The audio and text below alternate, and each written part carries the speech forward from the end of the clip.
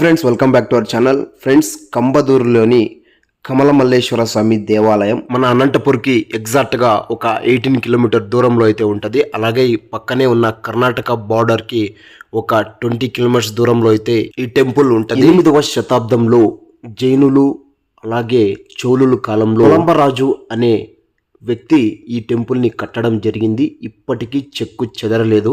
దేశంలోనే అతి సుందరమైన మహాశివలింగం, అలాగే గుడిపైన ఉన్న పద్మకమలం, నంది విగ్రహాలు ఇక్కడికి వస్తున్న భక్తులను ఆకట్టుకుంటున్నాయి. ప్రాచీన కాలంలో కంబదూరుని కమలగిరి, కమలదూరు అని పిలిచేవారు. కాలానుక్రమంగా కంబదూరుగా స్థిరపడింది. ఎన్నో శతాబ్దాలకు చెందిన ఈ ఆలయం చోళరాజుల శిల్పకళకు, శివభక్తికి సజీవ సత్కారమై వెలుగుతోంది. ప్రస్తుతం ఈ ఆలయం కేంద్ర పురావస్తు శాఖ ఆధ్వర్యంలో కొనసాగుతోంది. ఇంకా ఇలాంటి పురాతనమైన ప్లేసుల్ని, పురాతనమైన టెంపుల్స్ని చూడాలి.